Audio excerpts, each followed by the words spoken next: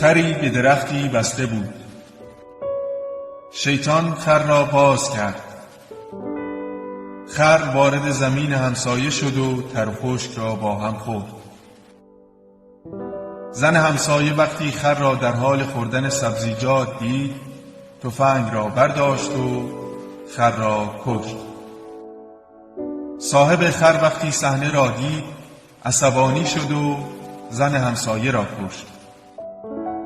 شوهر زن همسایه وقتی با جسد خونین همسرش روبرو شد، صاحب خر را کشت.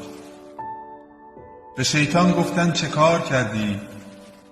گفت من فقط خر را رها کردم.